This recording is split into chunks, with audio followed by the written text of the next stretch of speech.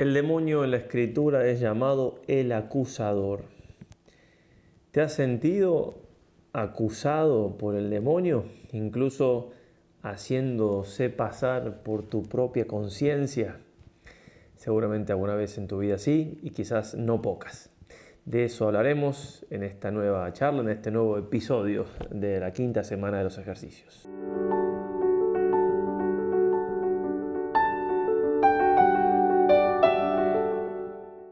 Queridos todos, comencemos como siempre, haciendo lo más importante, en el nombre del Padre, del Hijo y del Espíritu Santo. Dios te salve María, llena eres de gracia, el Señor es contigo. Bendita tú eres entre todas las mujeres y bendito es el fruto de tu vientre Jesús. Santa María, Madre de Dios, ruega por nosotros pecadores, ahora y en la hora de nuestra muerte. Amén. San Ignacio de Loyola, ruega por nosotros. Bien, soy el Padre Gustavo Lombardo del Instituto del Verbo Encarnado. Estamos aquí en este canal de ejercicios espirituales dando algo de material para lo que es la quinta semana, es decir, el post-ejercicio, y también puede salir para cualquiera porque los temas son bastante generales en esto de la espiritualidad católica. Bien, esta pregunta que hacía al comienzo la hicimos en Facebook, en Telegram, en fin, en qué otro lugar era ya a esta hora, estaba un poco tarde grabando para que ya lo tenga el video mañana, en Facebook, en Telegram, y también, bueno, lo pusimos en el canal de WhatsApp, pero ahí no se puede contestar, pero en algún otro lugar leí que ahora, en los comentarios de YouTube, en la comunidad, bien, muchos comentarios, es algo que lo hemos vivido obviamente en primera persona, lo vivimos, pero digo, también la gracia de poder ayudar a las almas en el ejercicio del apostolado, del sacerdocio, uno va viendo una y otra vez cómo el demonio tiene esta tarea de acusar y de molestar en ese sentido con sentimientos de culpa, inventando cosas y bien, tergiversando. Entonces, mandamos la pregunta y bueno, yo leí todos los comentarios, pero no voy a poner todos, pero sí voy a leer algunos, porque realmente muy interesante cómo se va dando de una y otra manera. Me parece que vale la pena poder traerlos a colación aquí, algunos. Esta charla podría haber sido cortita y dar un par de consejos prácticos. Me pareció, y en este sentido, perdón, en lo largo, en todo caso lo ven tomándose un mate en Argentina, en Uruguay, en Paraguay, tomándose un té, un café, lo que sea, o lo ponen en dos, o en fin, tienen tiempo. Pero bueno, me pareció que valía la pena hacerlo un poquito más largo. Entonces, leo primero algunos comentarios muy interesantes, algunos ponen incluso las soluciones. Después vamos a los textos bíblicos donde se habla del demonio como el acusador, por qué es el acusador, etc. Después algunos textos de Benedicto XVI, Juan Pablo II sobre el tema, y algo de Santo Tomás. Y después sí, finalmente, los consejos prácticos siguiendo a San Ignacio y alguna cosa más. Bueno, ese es un poco el esquema de la charlita de hoy. Entonces, decía, a veces en YouTube no se sabe quién escribe, yo leo la primera palabrita, después todo esto que estoy diciendo acá es público, entonces por eso me atrevo a traerlo a colación, lo han puesto en los comentarios, como decía. Jonatica decía, sí, me acaba de pasar reflexionando un pasaje de las Escrituras, ¿sí?, en el que me hizo ver de manera muy cruda lo mucho que disto de ser lo que Dios me pide y quiere que sea. No de manera alentadora o de invitación, sino de una manera tan dura que por un momento me hizo caer en la desesperación y desesperanza de pensar que, siendo tan opuesta a lo que Él quiere, no habría manera alguna de que Él realmente me llamara a seguirlo y formar parte de su reino, que eso estaba claramente fuera de mis posibilidades. Y aunque yo lo quisiera, ¿cómo podría Él quererlo? Bueno, clarísima tentación del demonio, todo falso, se da cuenta, por supuesto, bendito Dios. Entonces, siempre es la respuesta, ¿has sentido que el demonio te ha acusado? Bueno, sí, en lo particular dice Ibetrojas, se presenta como un reproche, una especie de estado de culpa y a la vez de angustia. Allí es cuando acudo rápido a orar a Nuestra Señora, refugio de los pecadores, y ella me cobija con su amor y aleja esa horrible sensación de mi alma. Siempre debemos estar apegados a Nuestra Señora, consagrados a su Sagrado Corazón y el Sagrado Corazón de Jesús. Ángeles Corona, el demonio solo divide y acusa. Yo por muchos años fui esclava de sus acusaciones, sintiendo gran culpabilidad en mi corazón, perdonando sin verdaderamente perdonar, ni a mí misma ni a los demás, y por tanto guardando resentimientos. También algunos que no se notaba que le ponía usuario y demás. No. Sí, muy frecuentemente. Es difícil discernir. A veces creo que después de mucha oración, ayuno y guía espiritual he acertado. De verdad, hay que reflexionar mucho. Aida Peraza, mi acusador me hace recordar mis horribles pecados y me siento muy mal, me deprimo muy a menudo. Gracias por sus enseñanzas. María Cielo, Ave María Purísima, muy a menudo pensamientos acusadores de todo lo bueno que no soy. David, sentirme acusado sí, pero siempre pienso soy yo mismo por mis múltiples pecados del pasado y todas las consecuencias. O sea, el demonio nos acusa y nos hace sentir que está bien esa acusación y que nos tenemos que acusar, así se disfraza, obviamente. Claro, muchas veces siento su maldad acusándome y burlándose luego de verme caer, Adriana. Sí, me pasa a menudo, haciéndome dudar de la misericordia de Dios. Me ayuda el discernir preguntándome, ¿hacia dónde me lleva esta duda? En el camino que me muestra el Espíritu Santo, ¿se prende la luz? Generalmente me pasa cuando estoy desolado, triste por circunstancias que me rodean, se hace una fisura en mi alma y así es cuando entra para perturbarme más, dice María. Lisa dirá, he restregado en la cara mis tentaciones de desconfianza hacia mi Padre Celestial cuando se ha dado cuenta que Él me va regresando a la luz. Especialmente, por ejemplo, cuando estuve a punto de cometer suicidio. Fue algo muy feo, pero esa misma desconfianza en Dios Padre me salvó. Como que le encanta echar sal en las heridas al demonio, ¿no? En mi caso, empujándome a que desconfíe de mi Padre Celestial. Yo he sido abusada y violada sexualmente, entonces viene el acusador, así, en minúsculas, como diciéndome que Él no me protegió, que Él no me ama, y así. Carlos Luis, muchas veces después de una buena confesión siempre sentía culpa. Ahora ya sé quién me creaba esa molestia mental y no me dejaba vivir la paz que mi Dios me regalaba. Otro dice, sí, todo el tiempo y ha hecho que se me haga difícil ver el amor de Dios, el perdón de Dios, la misericordia de Dios y siento que me he hecho muy escrupulosa. Otra, donde siento que a veces camino mis días como tenebrosa porque puedo hacer cualquier cosa que no está mal, pero rápido empezar a acusar.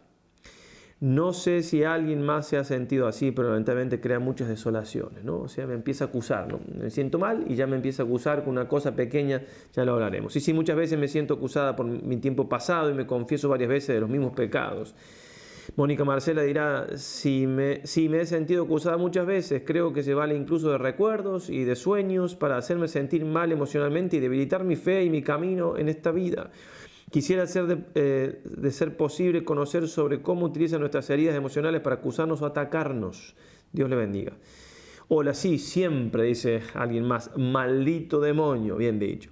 En cuanto a este tema, Ana Mercedes dice, a mí me sucede a veces que estando en oración siento algo así como una duda, como si alguien me preguntara, ¿tú de verdad crees eso? Y tengo que hacer un acto de fe. Pedir al Señor Jesús, a María, poder rechazar este pensamiento y que aumente mi fe. Tengo algunas experiencias de la presencia de Dios en mi vida. ¿Cómo puedo dudar de si Él está conmigo? Conscientemente no dudo, es algo que no logro entender. Gracias por su ayuda. Tentación pura y dura. Eduardo, en ocasiones siento un remordimiento antes de recibir la Eucaristía.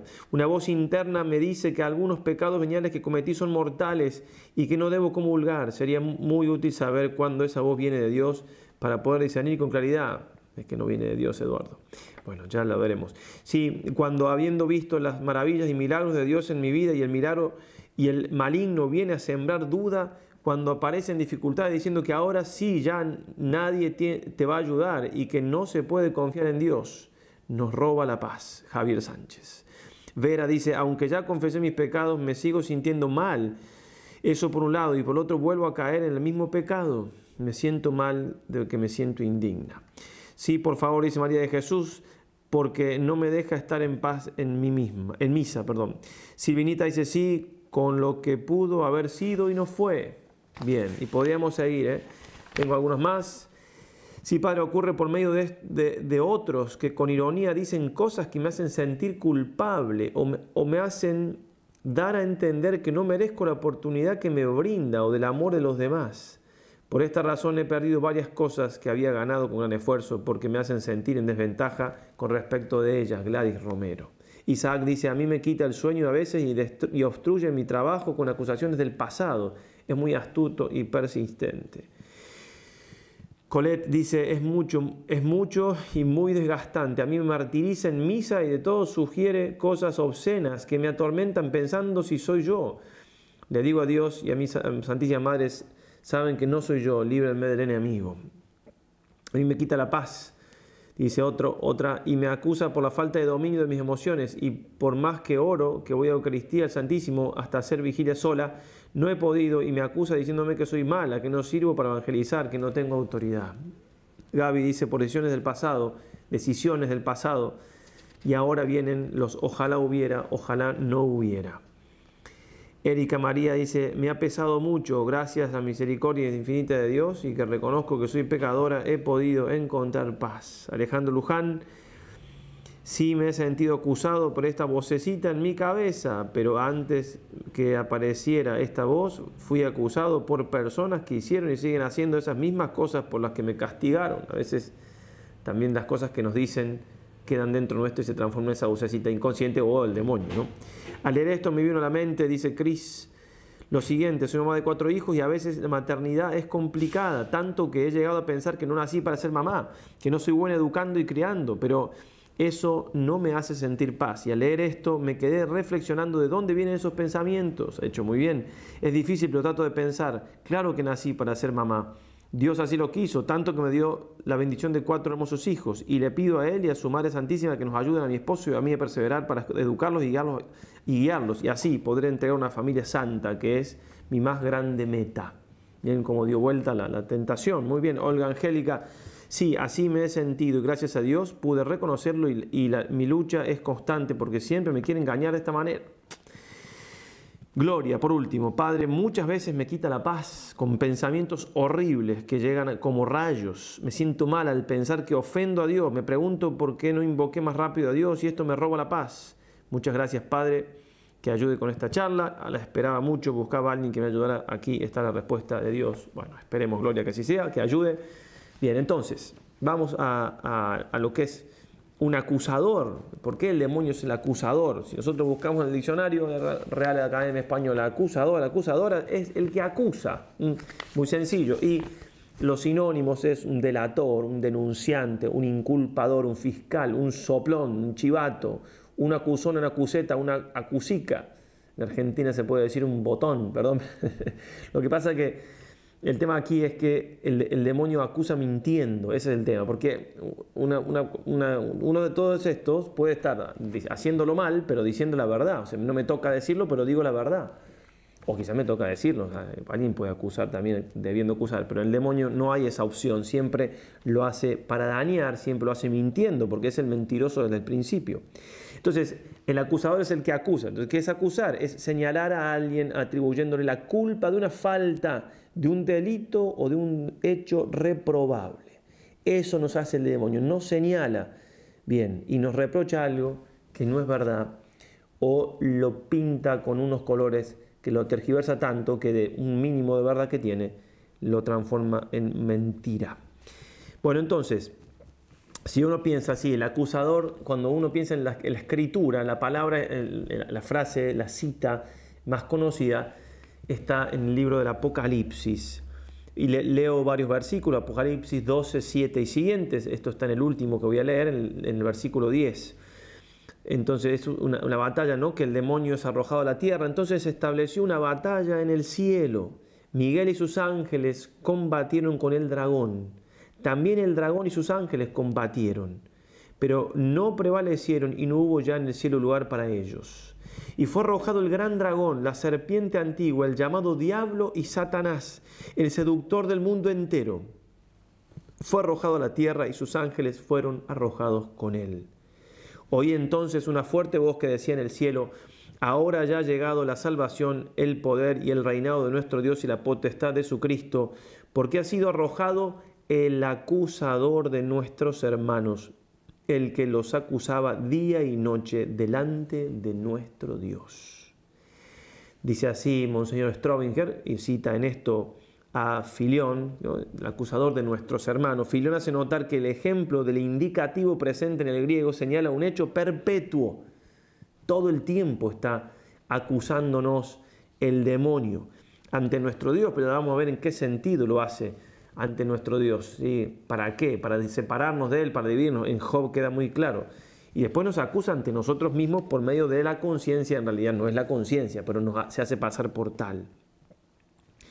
Bueno, y aquí es interesante ya para ir, o sea, todo lo que vamos a ir diciendo, vamos a ir perfilando lo que después vamos a decir resumidamente al final como consejos prácticos, si se quiere, pero todo esto nos va sirviendo, por eso vamos citando un poco textos y demás. Es notable, dice Strobinger, que el espíritu del mal no tenga en ningún idioma nombre sustantivo, sino adjetivo. ¿Sí? El acusador es un nombre adjetivo.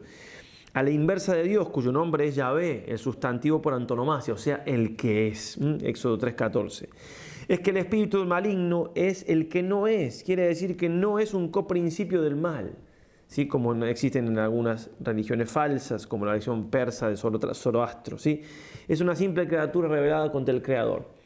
Entonces no hay un principio del bien que es Dios y un principio del mal que es el demonio. Simplemente hay un principio del bien que es Dios, y el demonio y sus secuaces es una pobre criatura que se rebeló contra Dios y nos odia por eso, porque lo odia a Dios.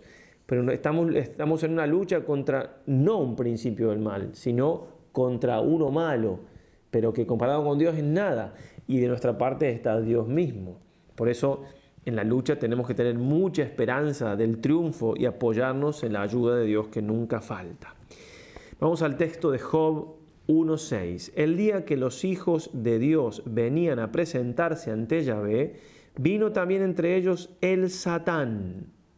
Entonces va a decir el padre, el monseñor Strobinger, Satán significa adversario, acusador, calumniador. Entonces hay que unir estas tres palabritas, ¿sí? Acusador, pero un acusador que es adversario, porque alguien me puede acusar, si se quiere, ¿no? Siempre suena un poco fea la palabra, pero digo, me puede, por mi bien, puede decirle a una autoridad alguna cosa que... Entonces, pero aquí es adversario y es calumniador, o sea que en esa acusación siempre me quiere dañar y siempre quiere hacerme, o sea, mentir. Llámese también diablo del griego, ¿sí? Diablo también en griego quiere decir calumniador, ¿sí? Entonces, esto es Job 1:6, se presenta entonces Satán, y Satán en el versículo 11 le dice a Dios: extiende tu mano y daña sus bienes, y ya verás cómo te maldice en la cara. Dios le había dicho, ¿no? Dice, mira qué bueno mi siervo Job. Tócalo a él y ver cómo te maldice. Lo está acusando a Job. ¿Qué está acusando en Job? De que no es un buen servidor de Dios, de que su fe no es verdadera. Eso está haciendo, ¿sí? Que no es bueno en definitiva, que es siempre lo que de una manera u otra nos va a querer decir el demonio, ¿no? Siempre para separarnos de Dios, siempre el odio es a Dios, siempre, ya veremos, todo lo que nos dice en contra de nosotros es nos pega a nosotros para pegarle a Él. Somos simplemente lo que tiene a mano, por así decirlo, porque a Dios directamente no lo puede dañar a la criatura, que es a que tanto ama Dios, y por eso indirectamente lo daña. También Salmo 108, versículo 6, ponlo bajo la mano de un impío, con el acusador a su derecha. El acusador, comenta Strobinger, tal es el sentido de la palabra hebrea Satán, equivalente en la griega diabolos que le dijimos. No puede pintarse situación más dramática para un reo, ¿no? Bajo la mano del impío, con el acusador a la derecha. Es difícil, ¿no? También, por eso leíamos los testimonios, cómo el demonio taladra la cabeza, por así decirlo. Pero bueno, ya vamos a ver cómo podemos combatir. Son santos combates, importantísimos combates. En Zacarías 3:1 leemos también lo siguiente. Me hizo ver después al sumo sacerdote Josué, es una visión que tiene el profeta, ¿no? Sumo sacerdote Josué, que estaba ante el ángel de Yahvé. A su derecha estaba el Satán para acusarle. Estaba el ángel de Yahvé y el Satán. Dijo el ángel de Yahvé al Satán: Yahvé te reprima, Satán. Reprímate, Yahvé, el que ha elegido a Jerusalén. ¿No es este un tizón sacado del fuego? Reprímale a Dios, pedimos suplicantes. Esto está citado también en la carta de Judas, versículo 9, y ahí lo toma el Papa León XIII para esa oración tan conocida, ¿no? A San Miguel Arcángel, ¿no? Pero reprímalo, le pide entonces el ángel de Yahvé a Dios que lo eche a Satanás, que lo reprima, que lo quite. Y aquí está hablando quién es, no es este un tizón sacado del fuego, está hablando del profeta, del sacerdote Josué, que es traído de la cautividad, y él tiene que restaurar el sacerdocio, ya lo leemos, y Satán estaba acusándolo para que no haga esa obra, ¿no? Estaba Josué vestido de ropas sucias, en pie delante del ángel. Tomó la palabra y habló así a los que estaban delante de él: quitadle esas ropas sucias y ponedle vestidos de fiesta. Ropas sucias es el pecado, ya lo leeremos. Le dijo: mira, yo he pasado por alto tu culpa. Si Dios perdona la culpa. Yo he pasado por alto tu culpa. Y colocada en su cabeza una tiara limpia, se vistió la vestidura de fiesta y se le colocó en la cabeza la tiara limpia. El ángel de Yahvé que seguía en pie.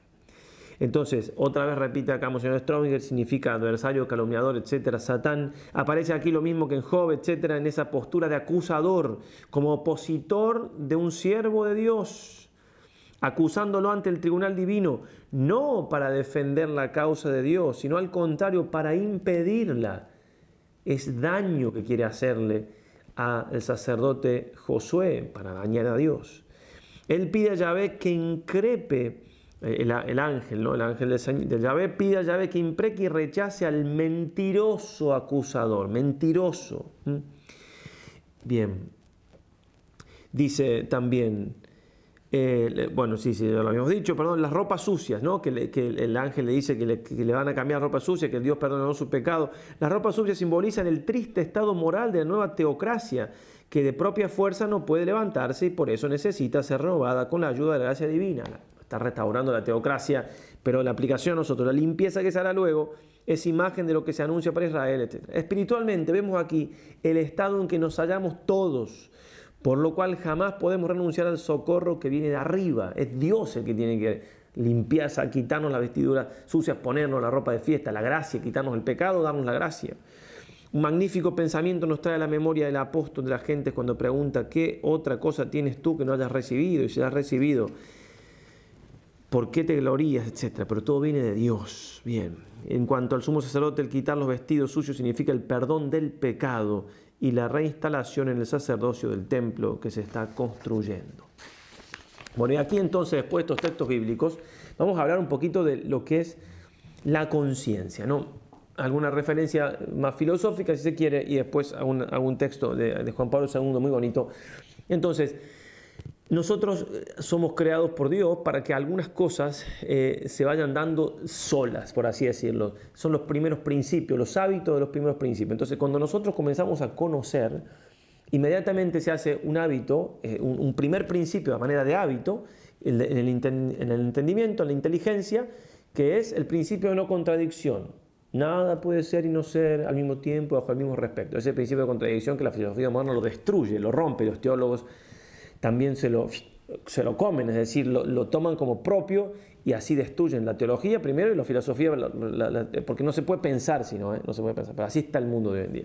Cuando éramos pequeños, ¿se acuerdan? No nos acordamos, no importa, pero digo que poníamos un cubito, si no era el otro, si no era el otro, bueno, eso ya es principio de contradicción. Si este no va, no lo ponemos de nuevo. Un monito haría eso, nosotros no. Bueno, en fin, entonces, principio de la contradicción en el entendimiento, ¿sí? Importantísimo, importantísimo, importantísimo. También para esto que estamos diciendo, ¿eh? Porque, es decir, a ver, el que decía recién, ¿no? No me acuerdo el nombre, perdón. Voy a comulgar, ¿es pecado mortal o es pecado venial? A ver, no puede ser las dos cosas. O es una o es la otra. Me juego la cabeza que es una o es la otra, ¿sí? No pueden ser las dos. No pueden ser las dos. Entonces, si es una o es la otra, bueno, tengo que tener los criterios para saber por qué es una y no es la otra. Y los criterios son, en este caso, porque 99,9%, 99,99999% que estamos hablando de una persona escrupulosa.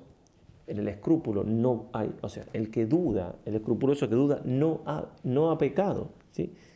En el escrúpulo no hay pecado. Ya, cuando hablamos un poquito, o sea, como hay cosas acá que se mezclan con el escrúpulo, el acusador, si la persona es escrupulosa, es decir, se ve pecado donde no hay, se aprovecha mucho.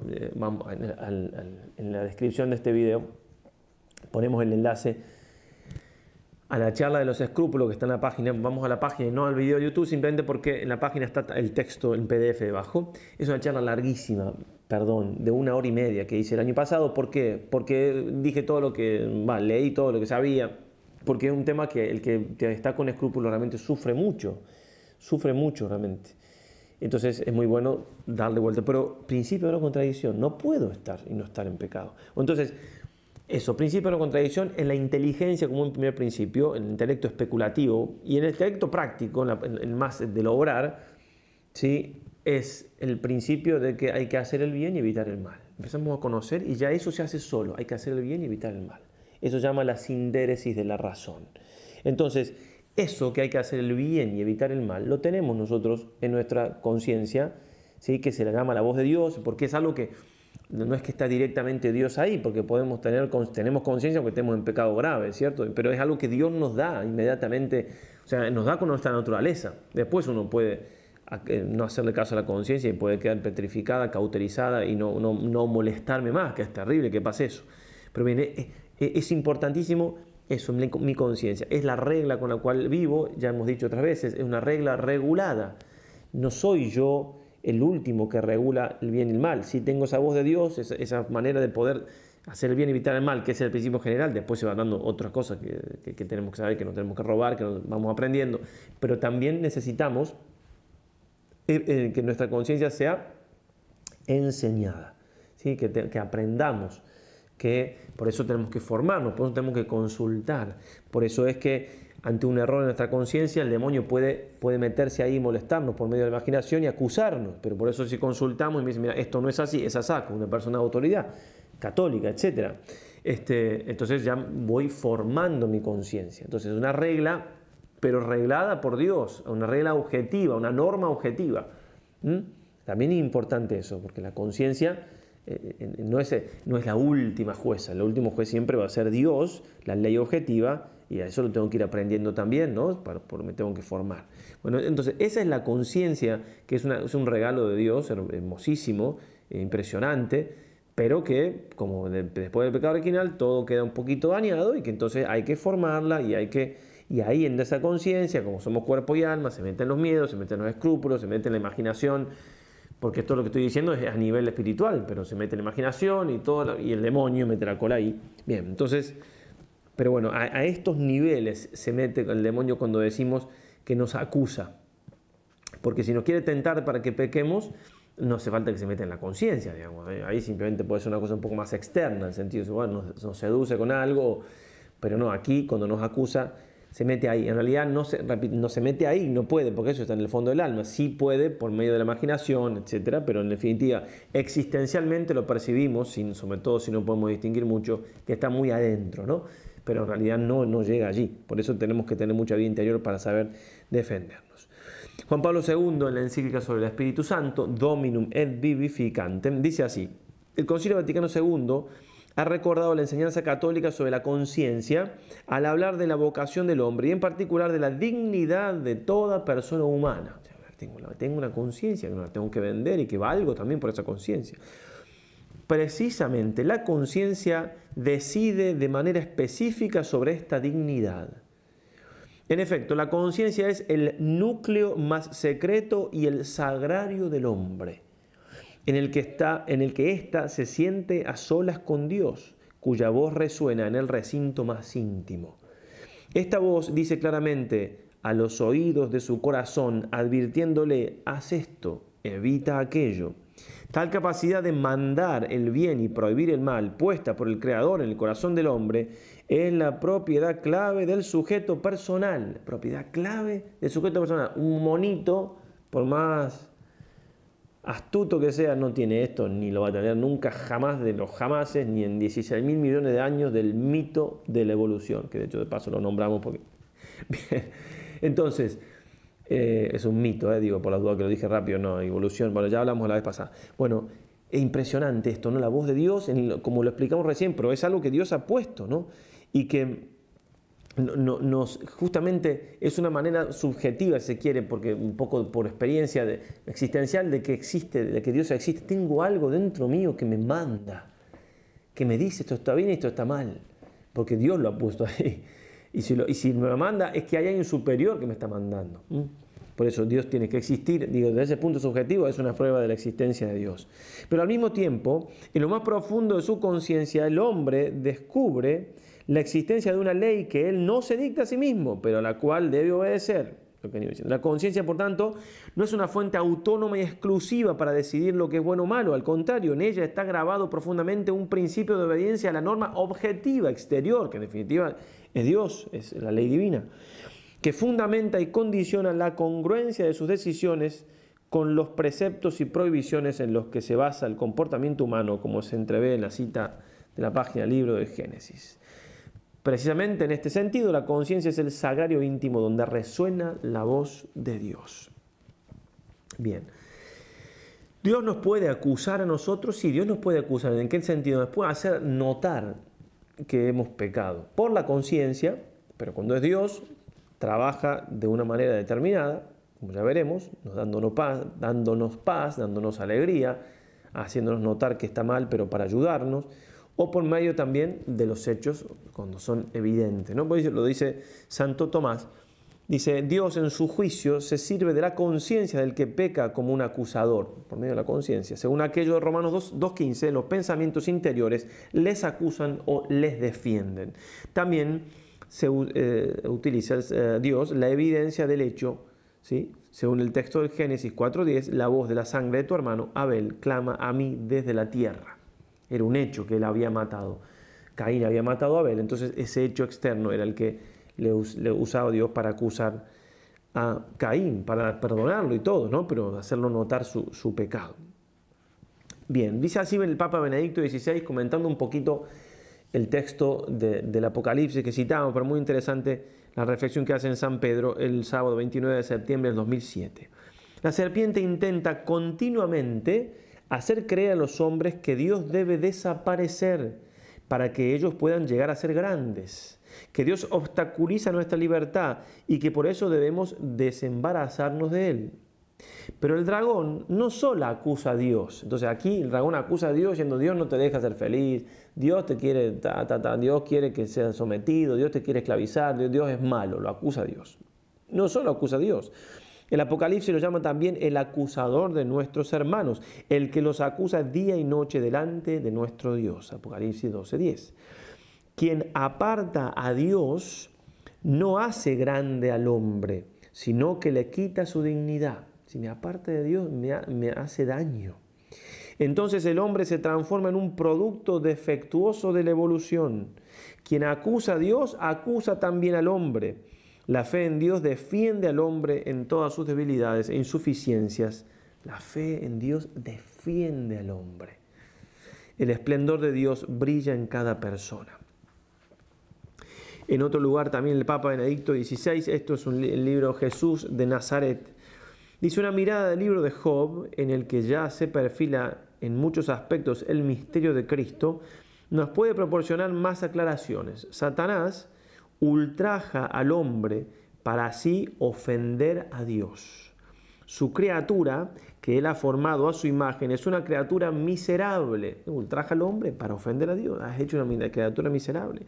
Todo lo que en ella parece bueno es más bien pura fachada, porque eso nos hace sentir a nosotros, que somos miserables, que somos pura fachada.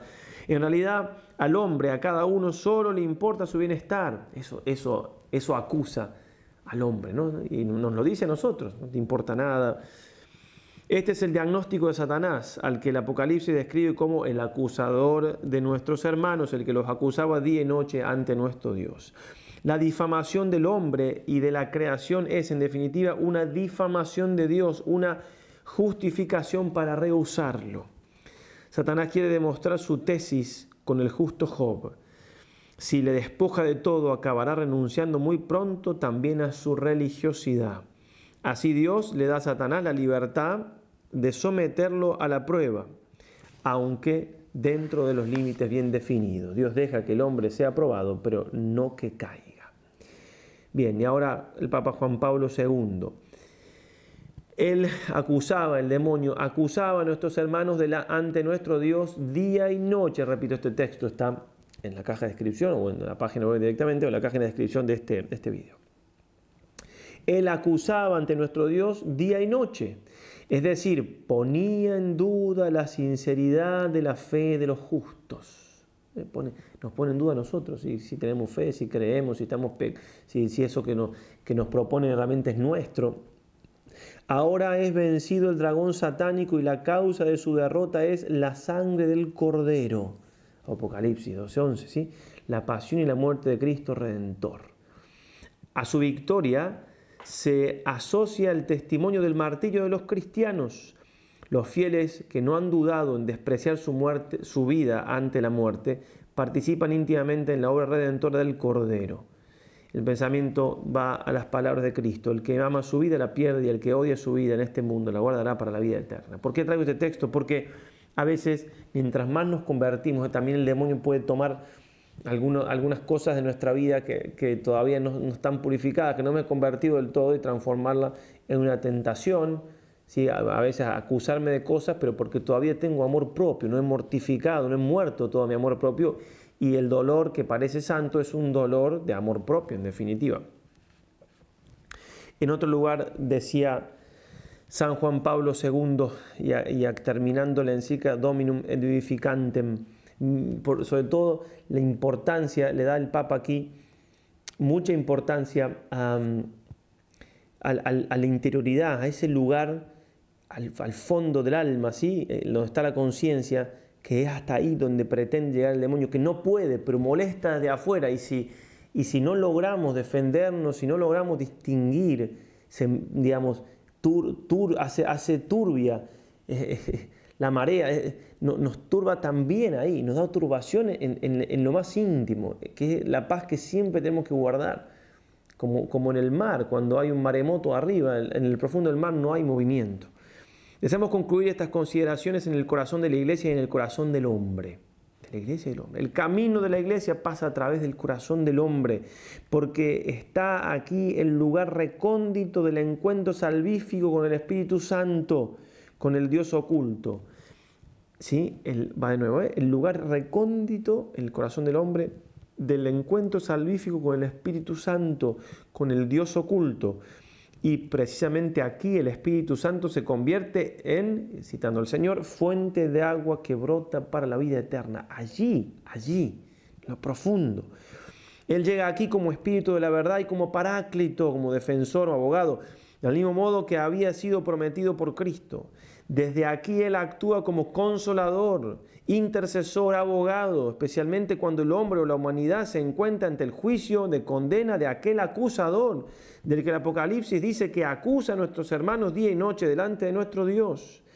El Espíritu Santo no deja de ser el custodio de la esperanza en el corazón del hombre, la esperanza de todas las criaturas humanas y especialmente de aquellas que poseen las primicias del Espíritu y esperan la redención de su cuerpo. Romanos 8:23. ¿Sí? El Espíritu Santo viene a defendernos allí en lo profundo. Viene a defendernos del acusador. Por eso llamado intercesor, abogado, consolador. Ese es el Espíritu Santo. Y tenemos que tener mucha confianza en que Dios está de nuestra parte y que nos va a defender del acusador por la fuerza que tiene la sangre del Cordero. Porque los pecados, que es lo que utiliza sobre todo el demonio para acusarnos, ya han sido purificados por el Señor, ya ha cargado sobre ellos, ya los ha purificado con su sangre. Decía así Audifilia, o sea, San Juan de Ávila en ese libro: alegraos, esposas de Cristo, y alégrense todos los pecadores, si les pesa de corazón haber pecado y quieren tomar los remedios que en la Iglesia Católica hay. Sí, alegraos, si les pesa, alegraos. Que sordo está Dios a nuestros pecados para castigarlos. Sordo está Dios a nuestros pecados. Y muy atentas tiene sus orejas para hacernos mercedes. No temáis acusadores ni voces. Acusadores ni voces. Aunque hayáis hecho, ¿por qué? Aunque hayáis pecado. Pues que Cristo fue acusado y con su callar hizo callar las voces de nuestros pecados.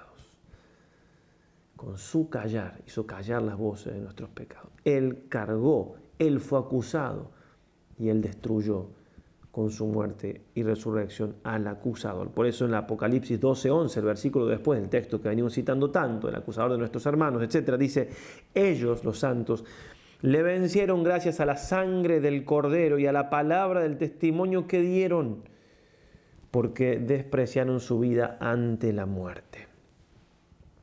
Bien, hay que aprender entonces a recurrir a este defensor, al Espíritu Santo, que es el Paráclito, el defensor, el abogado, que me viene a defender contra este acusador, me viene a dar la paz, me viene a ayudar.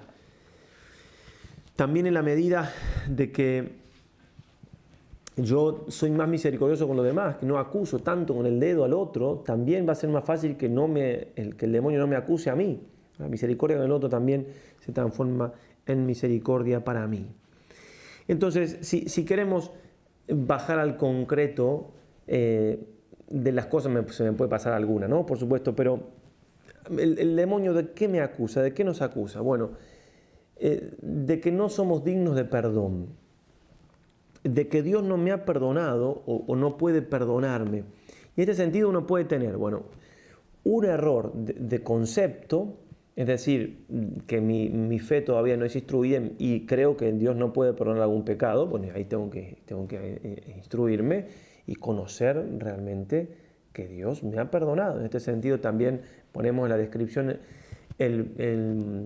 la charla de la misericordia, ¿sí? También puede servir, ¿no? A todo lo que implica misericordia de Dios, que nos perdona todo, absolutamente todo, ¿no? También uno puede decir, bueno, sí, Dios me puede perdonar, ya lo sé, pero yo no soy digno del perdón. Porque no estoy tan arrepentido, y porque no sé qué, y porque no sé cuánto. Es decir, basta que yo no quiera pecar más y ya está. ¿Sí? Con la confesión ya lo mínimo ya alcanza, el resto lo hace Dios. Es un sacramento que obra, que realiza lo que significa. ¿Sí? Entonces, por tanto, no tener ese miedo. No tener ese miedo, ¿por qué? Porque con lo mínimo, si me acerqué a confesar, ya es que estoy arrepentido, salvo que haya un estado donde no puedo salir, bueno, sí, un estado de concubinato, donde no puedo arreglar esto por el momento, salvo una cosa así, con que, sí, con que no se puede vivir ni como hermano, o no se puede, o no se quiere, bueno, en fin, es largo el tema, pero me entienden a lo que voy. Salvo que haya una cosa así, un estado de una situación donde no puedo salir, no quiero, etcétera, etcétera, etcétera, etcétera. Salvo que una cosa así, siempre que yo me acerco a confesar, es porque tengo lo mínimo para el arrepentimiento, ¿no? Y además que está ahí, el sacerdote es juez. Tengo que confiar en el juicio que hace él. ¿De qué juzga el sacerdote? Juzga si estamos arrepentidos o no. Ese es el juicio, nada más. Hay que confiar. Bueno, y también uno puede decir, bueno, no me siento perdonado. Me voy y me confieso y no me siento. Bueno, y acá, todo esto nos tiene que ayudar a profundizar nuestra fe. No me siento, a ver, no tenemos que sentir nada. Nosotros tenemos que vivir de la fe. El justo vive de la fe. Es cierto, no es lindo, no es agradable no sentirse perdonado. Es hermoso escuchar del sacerdote te conceda el perdón y la paz. Y yo te absuelvo. Y en ese momento sentir la paz. Muchas veces Dios nos lo regala. Pero puede ser un momento que Dios no lo regale. Bueno, ¿y qué? No vamos a resistir eso si somos los reos, pero entonces vamos a la fe. La fe y el principio de la contradicción. O sea, ¿me confesé? Sí. ¿El sacerdote me perdonó los pecados? ¿Escuché que dijo? Sí. Vale. Bueno, ya está. Estoy perdonado. ¿Tenemos fe o no tenemos fe? Ese es el punto. ¿Tengo fe o no tengo fe? Me fui a confesar. ¿Tengo fe que el Dios perdona los pecados? Sí. ¿Tengo fe? ¿Sé que estoy arrepentido? Lo mínimo que ya dijimos, sí. ¿El sacerdote que estaba ahí, sé que es sacerdote? Sí. ¿Escuché la palabra? Sí. Ya está. Ya está. ¿Qué siento? No importa lo que siento. Lo que siento, Señor, te lo entrego, te lo regalo, te lo doy, si estoy consagrado a la Virgen, que mejor, por medio de la Virgen, para el perdón de mis pecados, para hacerle un bien a alguien. Bueno, tengo que estar dispuesto a sufrir. Pero acá está el punto. Una cosa es sufrir, sabiendo que estoy sufriendo algo injusto, en el sentido de que estoy sintiendo algo que no tendría que sentir, que el demonio puede estar molestándome ahí, o puede ser todavía mi temperamento, o lo que sea, mis escrúpulos. Y otra cosa es creer que eso se transforme, o sea, una tentación que se transforme en razón. Si yo me creo que, sí, no me siento perdonado, entonces no debo estar perdonado o perdonada. No. Estoy perdonado. ¿Por qué? Porque racionalmente y por la fe sé que lo estoy. Los sentimientos, allá ellos. Es que justamente el tema no es decir, bueno, no somos ángeles. Ok, también no somos ángeles. Y los sentimientos nos ayudan. Sí, nos ayudan cuando nos ayudan. Y si no, hay que dejarlos ahí. Y justamente hay que dejarlos ahí para que nos ayuden, porque lo dejo ahí, si no le hago caso y vivo como si no estuvieran, para que después se cambien. Porque el sentimiento es un movimiento, sí, sensible, pasional, que yo también puedo manejarlo políticamente, no despóticamente, pero puedo manejarlo.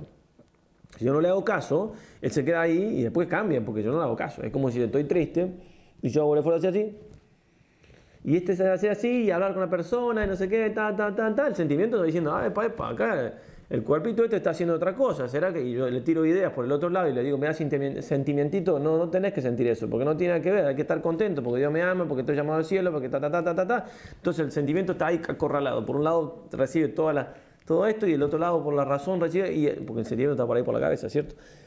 Bueno, en fin, y ahí acorralado, se muere. Y entonces aparece la felicidad.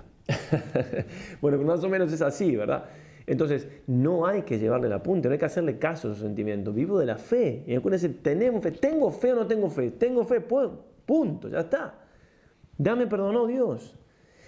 Porque además, lo que hace el demonio justamente con ese faltarme pensar de que no estoy perdonado, etcétera, etcétera, es quitarme la alegría, quitarme la paz, y eso me va ayudando a que me vaya predisponiendo para el próximo pecado. Es decir, porque no tengo fuerza. Porque justamente el demonio quiere eso. Si yo estoy feliz de que fui perdonado y estoy en paz, eso me da más fuerza para hacer las cosas bien, y es lo que no quiere el demonio. Entonces, hay que luchar contra eso, ¿sí? Con capa y espada. Bueno, el perdón no es un sentimiento. Y lo ofrezco, me merezco el infierno, Dios me perdonó, ahora me merezco el cielo. No es nada lo que estoy sufriendo. Esto que estoy sufriendo comparado con el infierno es un juego, así que qué feliz que estoy. Y ya está. Bien, entonces no soy digno de perdón porque Dios no me perdonó, porque no puede perdonarme, ya lo dijimos, porque no me siento perdonado, porque... Bueno, y acá también, lo que escuchen la charla de los escrúpulos, que es muy importante, no hay que confesar las cosas una vez más. Incluso me acuerdo de un pecado que una y otra vez es no lo tengo que volver a confesar, ya lo confesé, ya está, no me hace bien hacer una confesión general. Y una confesión general se hace incluso si uno no tiene escrúpulos, ¿sí? Porque si no, no me hace bien. Y después, incluso dice muy bien el padre Irala, que el pecado, dice, los pecados que hay que confesar, que en una confesión me puede haber olvidado, que están perdonados indirectamente, pero que en alguna confesión, en la próxima hay que decirlos. Me acuerdo de un pecado que no lo confesé, bueno, no tengo obligación de confesarlo ya, sino en la próxima confesión. Pero eso, dice, son pecados ciertamente cometidos, ciertamente cometidos y ciertamente no confesados. No sé si lo hice o no lo hice, bueno, sí lo hice. No sé si no lo confesé, tiene que darse las dos cosas, ciertamente cometidos y ciertamente no confesados. Y eso, en el caso de escrupuloso, tampoco va. El escrupuloso nunca tiene que recordar un pecado mientras tiene los escrúpulos, no, y que te lo diga el confesor, porque uno puede decir, no, yo no tengo. He conocido gente tan escrupulosa que decía, no, yo no pensaba que era escrupuloso, un escrúpulo así, un escrúpulo, o sea, hola padre, tenía una E dibujada acá, me llamo Mariana Escrúpulo, bueno, pero bueno, cualquier confesor me puede decir, si no me termino de convencer y ya está, y hacer caso. Bueno, entonces, con el tema del perdón, ¿no? El acusador ahí. Bueno, después, con respecto al pasado, ¿no? Lo que leíamos al principio, algunos, ¿no? Si hubiera hecho tal cosa, hubiera hecho tal otra, ¿sí? Entonces, bueno, y aquí yo les recomiendo, ponemos debajo también el ejercicio un retiro que hemos llamado resiliencia, fortaleza y resiliencia. La última parte de ese retiro, la última charla, es sobre todo el tema de la resiliencia, del recuperarme de los pecados. O sea, a ver cómo tomar, y ahí, bueno, media hora, 40 minutos hablando del tema, ¿cierto? Les puede servir. Y en definitiva lo que está ahí de fondo es todo coopera para bien de los que aman a Dios. Todo coopera para bien, todo es todo. Por eso podemos decir, con el padre Jack Phillips pone esa oración tan hermosa, ¿no? Te doy gracias, Señor, por todo mi pasado, todo. Sé que de cada una de las cosas, incluso los pecados, claro está, que es lo más difícil, tú puedes sacar una cosa buena, y ahora me propongo comenzar de cero, como si toda mi vida hubiera sido de perfecto servicio. Nada puede agradar más a Dios. Es un acto de confianza hermosísimo a Dios. Sí, eso, todo, y acá en todo esto, bueno, ya lo digo después, ¿no? En esto digo una cosa. Entonces, el pasado, todo. ¿Tengo fe o no tengo fe? Todo. Mis pecados sirven. También el pecado sirve. Porque me humillo, porque me sirve para servir más a Dios, porque ya perdí el tiempo, no quiero perder más. Lo que sea, porque me ayuda a valorar la cruz de Cristo, lo que sea, Él sabrá, porque me ayuda a ser misericordioso con los demás. Pero los pecados también sirven, porque Dios es tan grandioso que así es. Lo más terrible que podemos hacer, Él lo transforma ¿sí? Miremos a David, miremos, San David, el pecado no era pequeño, ¿sí? Bien, y después en esto del pasado, si hubiera hecho tal cosa, si hubiera tal lo que dijimos, también a veces el acusador está ahí con cosas del pasado que ni siquiera sabemos si hemos cometido o no. Y también entonces ahí se hace un festín el demonio, ¿no? Que si esto fue, que no fue, que no sé, todo en manos de Dios, el pasado en tu misericordia, Señor.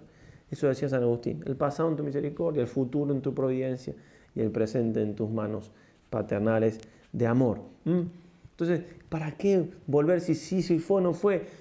Justamente, y en todo esto ver que no es Dios el que está ahí, porque Dios no va a ser así, Dios no me va a corregir de esa manera. Dios, o sea, ya tenemos edad, a ver, si yo hice un pecado, ya lo hice, acá está el pecado, no me quita la paz, me duele, pero me duele con paz, y voy y lo pongo en la confesión y ya está. Si es una cosa de toda turbación, si sí, si fue, si no fue, si blanco, si negro, si amarillo, si azul, no es de Dios no es Dios el que me dice eso. No es que me estoy diciendo más santo porque estoy viendo el pecado, porque en realidad me agarra remordimiento, entonces no.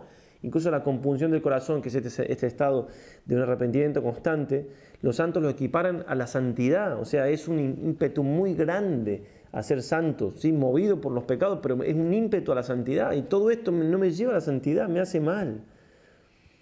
Me hace mal. Bueno, también puede ser del futuro, ¿no? También puede ser el futuro con miedo, si voy a caer, si no voy a caer, el demonio es muy astuto. Miedo, yo todo lo puedo aquel que me conforta, el futuro, además que no llegó, así como el pasado ya pasó, el futuro no llegó. Pasado y futuro y pasado signo de tentado, mucho juega con eso, el demonio no nos deja vivir el presente. Incluso también se puede presentar con mucha fuerza el demonio de ante tal situación que va a venir, de que voy a pecar, de que voy a hacer esto, de que voy a hacer lo otro, me acusa de ser una porquería. En realidad soy una porquería, pero con la ayuda de Dios todo lo puedo, ¿cierto? Entonces el demonio sí toma cosas que son ciertas, incluso puede tomar cosas del pasado. Mira lo que hiciste en el pasado, seguro que va a hacer lo mismo. No. Obviamente que tenemos que evitar las ocasiones de pecado y demás, pero el demonio cuando se disfraza taladra el cerebro y pone así, como si fuéramos realmente, como si fuéramos nosotros los que estamos pensando eso, y lo está poniendo Él en nosotros. Y también, lo nombré al principio, que cuando voy a comulgar, las dudas que vienen a la comunión, hay que ir a comulgar, ya está. Sí, porque ahí juega mucho el escrúpulo, que fue pecado mortal, y si yo no me di cuenta antes, a ver, nadie es un pecado mortal sin darse cuenta. Justamente, si tengo dudas, no es pecado mortal, salvo que yo cometa pecado mortal todos los días, 10 pecados mortales, entonces, bueno, ¿será que este es 11? Bueno, puede ser en un caso así, pero si estoy buscando a Dios, estoy tratando de hacer la voluntad de Dios, ¿será o no será? La duda, indubio pro reo, dice el derecho romano, la duda a favor del reo también se aplica aquí. Entonces, esto, no voy a comulgar, pensamientos, sacarlo, no son míos. O también que muchas veces pasa al principio de la conversión, o a algún momento determinado, imágenes estando en la iglesia, pensamientos obscenos, o mirar una imagen y que se transformen hay que sufrirlo, hay que ofrecerlo a Dios, pero hay que reírse.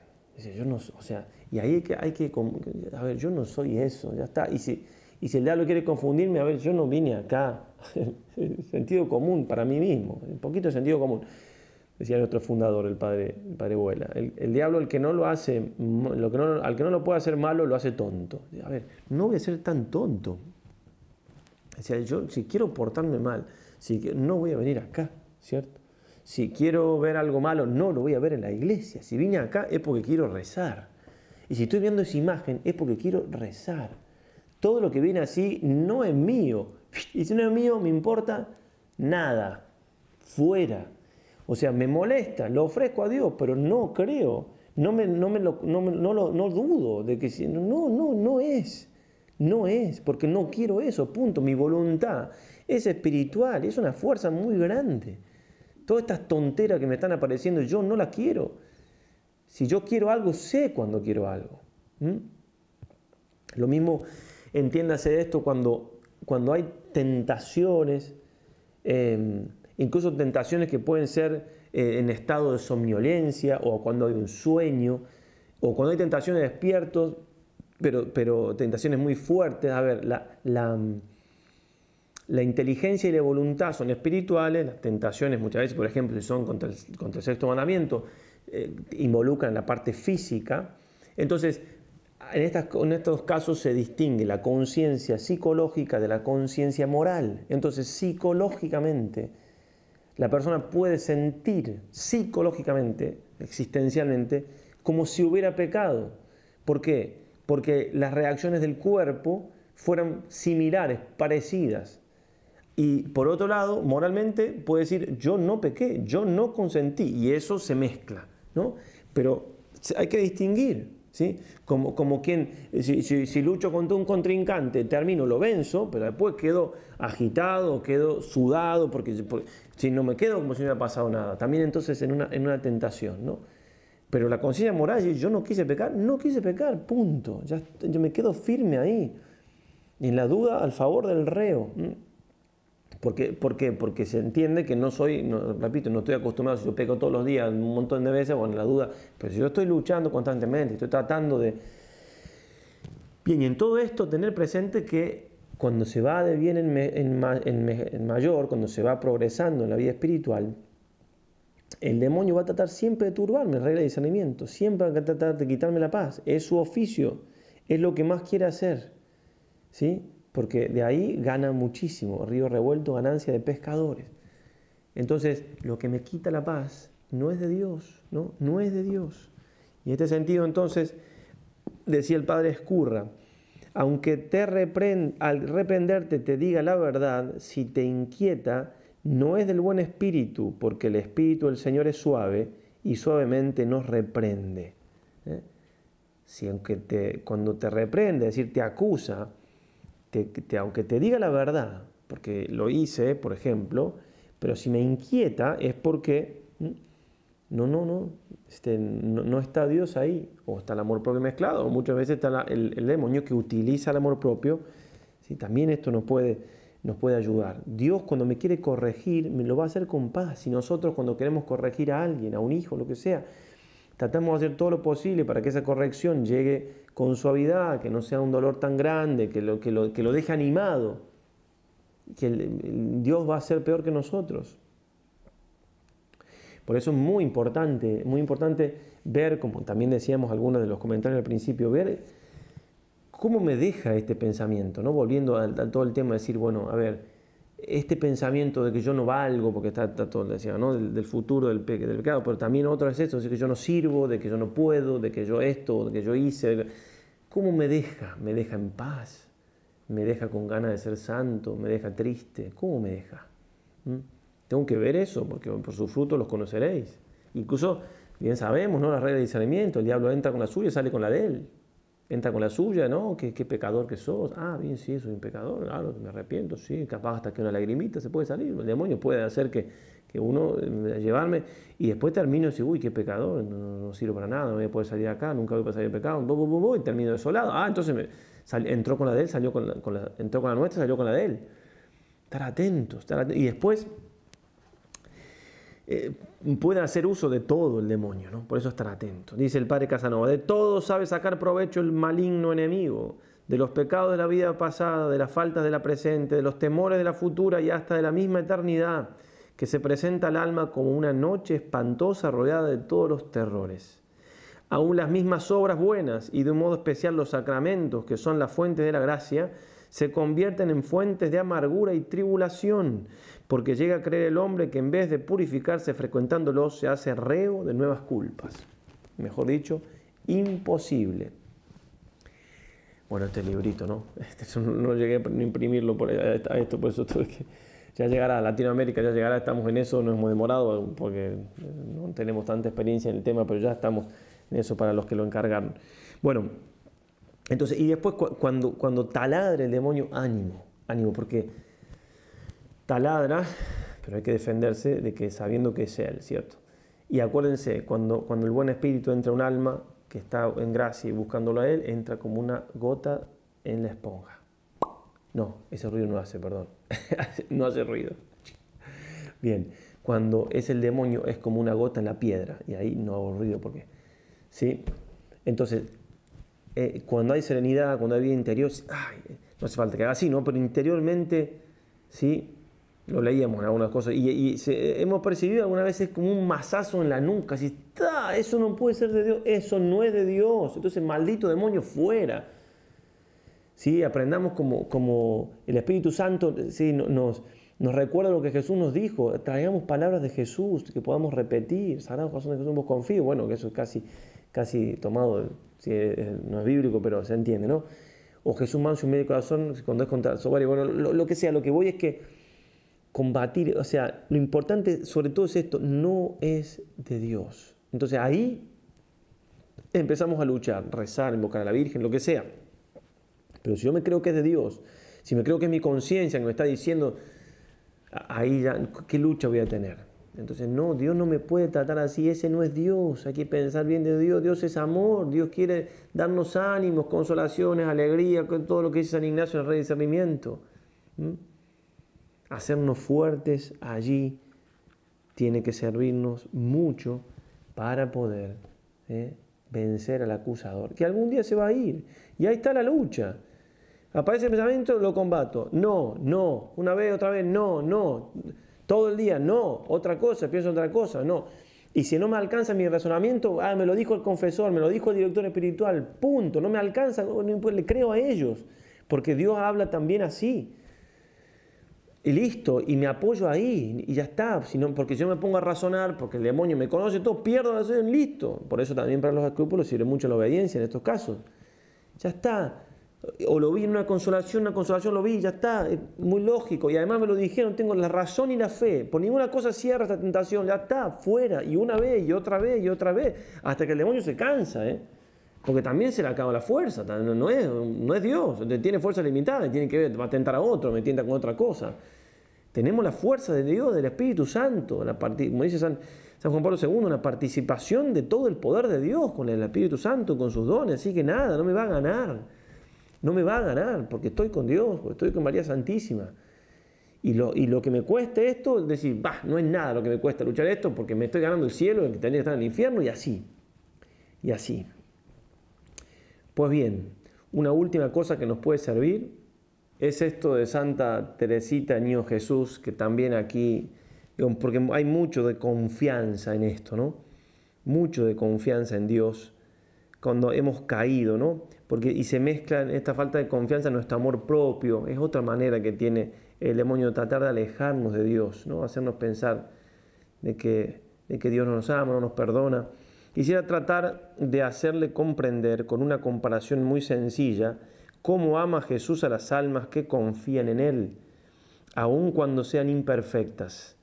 Supongamos que un padre tiene 2 hijos traviesos y desobedientes y que al ir a castigarlos ve que uno de ellos se echa a temblar y se aleja de él atemorizado, llevando en el corazón el sentimiento de que merece ser castigado, y que su hermano, por el contrario, se arroja a los brazos de su padre diciendo que lamenta haberlo disgustado, que lo quiere y que para demostrárselo será bueno en adelante.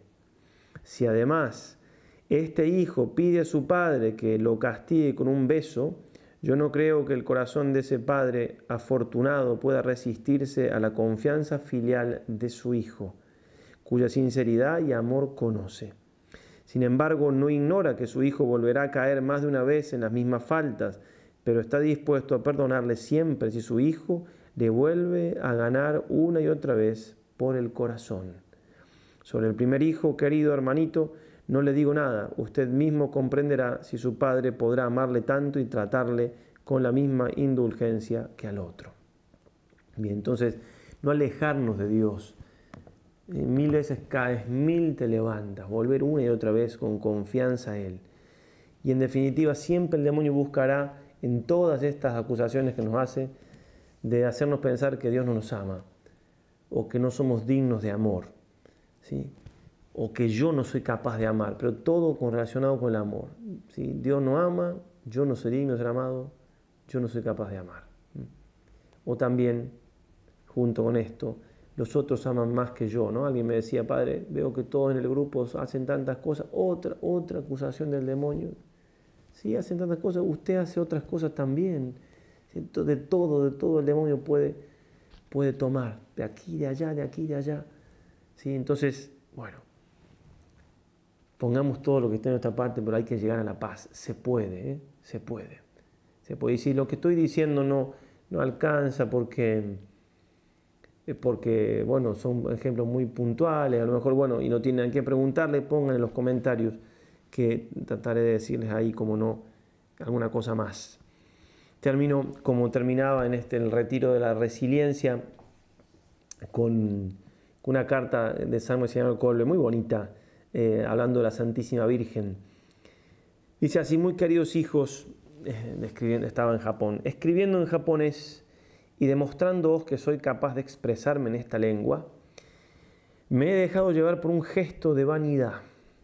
Enseguida he sentido que se afloja mi lazo con la Inmaculada, y al sentarme delante de su estatua, he creído que me miraba con reproche y hasta con cólera.